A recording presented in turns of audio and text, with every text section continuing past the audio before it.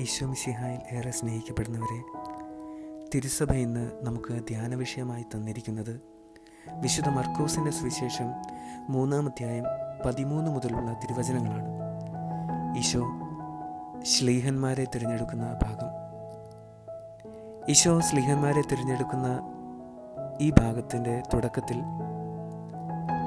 ഈശോയെ നമ്മൾ കാണുന്നത് അവനൊരു മലമുകളിലായിരുന്നു കൊണ്ട് പിതാവായ ദൈവത്തോട് പ്രാർത്ഥിച്ചുകൊണ്ട് ശ്ലീഹന്മാരെ തിരഞ്ഞെടുക്കുന്നതാണ്. അവനിഷ്ടമുള്ള 12 പേരെ അവനടുത്തേക്ക് വിളിച്ചു.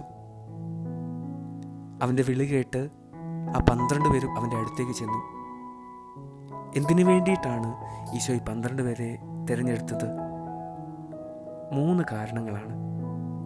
തന്നോടുകൂടി ആയിരിക്കുവാൻ, സുവിശേഷം പ്രസംഗിക്കുവാൻ അയക്കുന്നതിന് വേണ്ടിയിട്ട്, പിന്നെ പിശാചുക്കളെ ബഹിഷ്കരിക്കാൻ അവർക്ക് അധികാരം നൽകുന്നതിന് വേണ്ടിയിട്ട്. ഈ 3 കാരണങ്ങൾക്ക് വേണ്ടിയിട്ട് ഈശോ ഈ ശ്ലീഹന്മാരെ തിരഞ്ഞെടുക്കുന്നത് നമ്മൾ പിന്നീട് ഈശോയുടെ മരണ ഉത്ഥാനങ്ങൾക്ക് ശേഷം നമ്മൾ കാണുന്നുണ്ട്.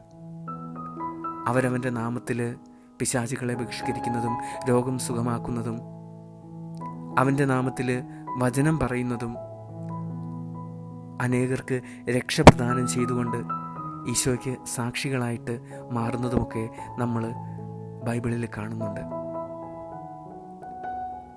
സ്നേഹമുള്ളവരെ, ഈശോയുടെ ഈ തിരഞ്ഞെടുപ്പിൻ്റെ ഏറ്റവും വലിയ പ്രത്യേകത എന്നത് അവൻ പിതാവായ ദൈവത്തോട് ചോദിച്ചുകൊണ്ട്, അതായത് പ്രാർത്ഥിച്ചുകൊണ്ട് ശ്ലീഹന്മാരെ തിരഞ്ഞെടുത്തു എന്നതാണ്.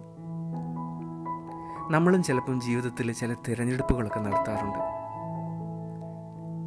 നമ്മുടെയൊക്കെ തിരഞ്ഞെടുപ്പുകൾ പലപ്പോഴും സ്വാർത്ഥപരമായി പോകുന്നുണ്ടോ എന്ന് നമ്മൾ ചിന്തിക്കേണ്ടത് ഏറ്റവും അത്യാവശ്യമാണ്. ചിലപ്പോൾ നമ്മൾ തിരഞ്ഞെടുക്കുന്നതിൻ്റെ ഈ മാനദണ്ഡം തന്നെ സൗന്ദര്യമോ സമ്പത്തോ സ്വാധീനമോ ഒക്കെ കൊണ്ടായിരിക്കാം.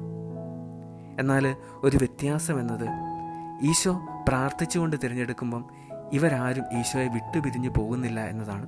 അവന് സാക്ഷികളായിട്ട് അവർ മാറുന്നുണ്ട് എന്നതും ഏറ്റവും വലിയൊരു വസ്തുതയാണ്. നമ്മൾ ജീവിക്കുന്നത് ഒരു യൂസ് ആൻഡ് ത്രോ സംസ്കാരത്തിലാണ്. ആവശ്യത്തിന് വേണ്ടിയിട്ട് ആളുകളുടെ പുറകെ കൂടും, ആവശ്യം കഴിഞ്ഞിട്ട് അവരെ നമ്മൾ പുറന്തള്ളും. ചിലപ്പോൾ നമുക്കൊക്കെ പരാതിയുണ്ട്, നമ്മൾ വിളിക്കുന്നവർ, തിരഞ്ഞെടുക്കുന്നവരൊന്നും നമ്മുടെ കൂടെയില്ല, നമ്മൾ പറയുന്നത് അവർ കേൾക്കുന്നില്ല, അല്ലെങ്കിൽ നമ്മളോടൊപ്പം അവരൊന്നുമില്ല എന്നത് നമ്മുടെ ഏറ്റവും വലിയ സങ്കടവും പരാധീനതയുമൊക്കെയാണ്. എന്താ ഇതിന് കാരണം? ഇതിൻ്റെ കാരണം നമ്മുടെ തിരഞ്ഞെടുപ്പുകൾ, നമ്മുടെ സെലക്ഷൻസ് ഒന്നും ദൈവത്തോട് ചോദിച്ചുകൊണ്ടല്ല എന്നതുള്ളതാണ്. കുടുംബജീവിതത്തിലാണെങ്കിലും സന്യാസ ജീവിതത്തിലാണെങ്കിലും ഏറ്റവും പ്രധാനപ്പെട്ട കാര്യം ഈശോയോടൊപ്പം ആയിരിക്കുക എന്നതാണ്. കുടുംബജീവിതത്തിൽ മാതാപിതാക്കൾ മക്കളോടൊപ്പം ആയിരിക്കുക, ജീവിത പങ്കാളികൾ പരസ്പരം ചേർന്നിരിക്കുക, സഹോദരങ്ങൾ ഒന്നിച്ചിരിക്കുക എന്നതുള്ളതൊക്കെയാണ്. സുവിശേഷത്തിൽ നമ്മൾ കാണുന്നുണ്ട് ഈശോ തിരഞ്ഞെടുത്തവർക്ക് വേണ്ടി ഈശോ പ്രാർത്ഥിക്കുന്നത്. നമുക്കൊന്ന് ചിന്തിച്ചു നോക്കാം. നമ്മുടെ വേണ്ടപ്പെട്ടവർ, നമ്മുടെ ചുറ്റുമുള്ളവർ, അല്ലെങ്കിൽ നമ്മൾ തിരഞ്ഞെടുത്തവർക്ക് വേണ്ടിയിട്ട് നമ്മൾ പ്രാർത്ഥിക്കുന്നുണ്ടോ? ചിലപ്പോൾ നമ്മളെ ജീവിതത്തിൽ സങ്കടപ്പെടുത്തുന്ന ഒരു കാര്യം, നമ്മളെ ഇഷ്ടപ്പെട്ടവർ ചിലപ്പോൾ നമ്മളെ ഇട്ടിട്ട് പോകുന്നു എന്നതുള്ളതാണ്. അതിന് പ്രധാന കാരണവും നമ്മുടെ ഈ ഇഷ്ടങ്ങളും ഇഷ്ടപ്പെടലുകളും ഒക്കെ സ്വാർത്ഥപരമായിരുന്നു, ദൈവികമല്ല എന്നതാണ് അതിൻ്റെ ഏറ്റവും വലിയ തെളിവ്. പ്രാർത്ഥനയാൽ തിരഞ്ഞെടുക്കുന്നവരൊന്നും നമ്മളെ വിട്ടുപോകില്ല എന്നുള്ളതാണ് ഏറ്റവും വലിയ ഉദാഹരണം. ഈ സുവിശേഷവും അതുതന്നെയാണ് നമ്മളോട് പറയുന്ന വസ്തുതയും.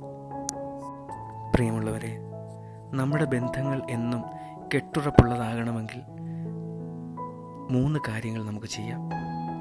1, കൂടെ ആയിരിക്കാം. 2, ദൈവത്തെപ്പറ്റി പരസ്പരം സംസാരിക്കാം.